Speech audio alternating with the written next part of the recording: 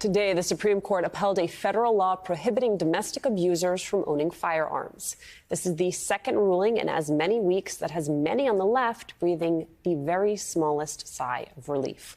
Last week, this conservative court unanimously ruled against reducing access to the abortion medication mifepristone. But reproductive freedom still far from safe this term. Soon, this court will decide whether states can keep pregnant women from receiving emergency abortion care. And outside the court, there are plans to further erode reproductive rights. A coalition of conservative groups called Project 2025 has big plans for the Trump administration and the Comstock Act, the 1873 zombie law that prohibits the mailing of substances used for abortion and birth control. In a new piece for the New York Times, opinion columnist Michelle Goldberg offers this warning. Trump's allies say they'll enforce the Comstock Act. Believe them.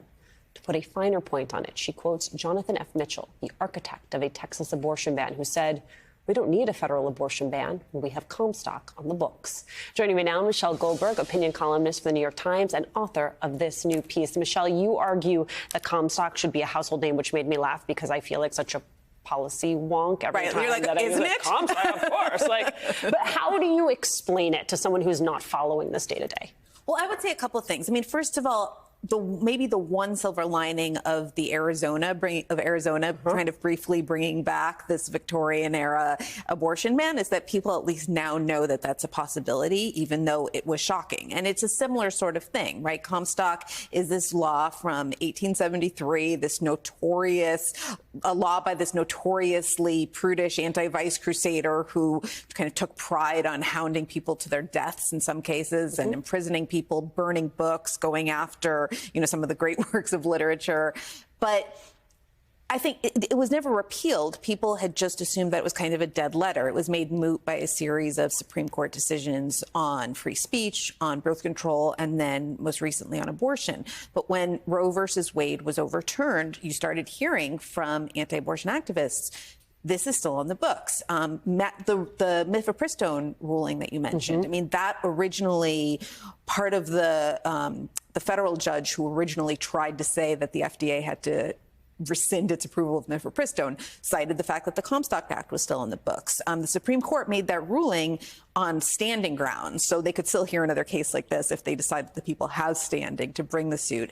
And during arguments, you had both Alito and Thomas refer to the Comstock Act, refer to the fact that this thing is still in the books. Often they'll refer to it by its number in the criminal code. People don't like to, they know kind of that Comstock has these ramifications. And similarly, in the 2025 project's huge blueprint for what they would want to do in a second Trump administration, one of the things they say is that we can enforce the Comstock Act.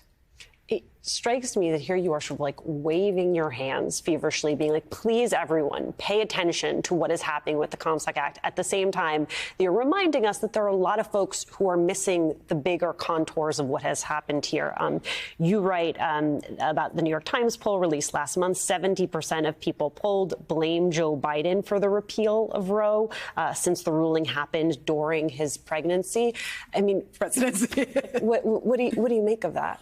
I mean, what I make of it is that there's still like a huge amount of education that needs to be done just about the kind of basic workings of American government and specifically about Donald Trump's role in the fact that we're now in this situation to begin with. People have a very hard time connecting this obvious libertine, this person who's clearly no kind of paragon of sexual continence. They have a hard time connecting him with this very punishing regime that they hate.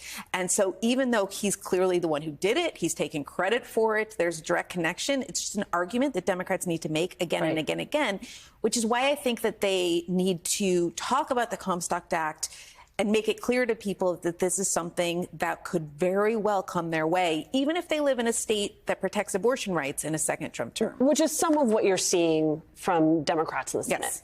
Yes. Tina Smith, Senator Tina Smith, who is somebody who used to work at Planned Parenthood before she was in politics, has a new bill, the Stop Comstock Act. I think that's the most important initiative that Democrats need to rally around, even if Republicans aren't actually going to let this get to Joe Biden's desk. And then there's also a petition by the Foundation for Individual Rights and Expression to have Joe Biden pardon one of the Comstock Act's great victims posthumously. I mean, obviously, someone who's long dead. The idea being that this is a way to kind of raise the salience and say these Victorian era laws were a mistake and should certainly not be used against people today. As you well know, this often sort of becomes a conversation about blue states and about red states. And I, did some reporting from an abortion clinic in Brooklyn and looked at sort of how they were preparing for the possibility of mifepristone no longer being available, stockpiling it. Even just the fact that clinics in blue states are now seeing so many more patients from states where abortion has become fully illegal that has an impact on your care. If you are someone who lives in a blue state, and yet when we talk about something like the Comstock, I think part of the question of breakthrough is how you say, like, this is coming for you, New York. This is coming for you, New Jersey. Like, this is not something that is happening somewhere else. Right. And I think this has been a problem. It was very hard. Similarly with Roe versus Wade, Hillary Clinton in 2016 would try to get people to awaken to the danger that Roe versus Wade could be overturned. And people just didn't believe it. And Americans, it's funny because Americans love, apocalyptic movies and stuff. But in some ways, they kind of lack a catastrophic imagination. And yet here we are, living it. Michelle Goldberg, as always. Thank you so much.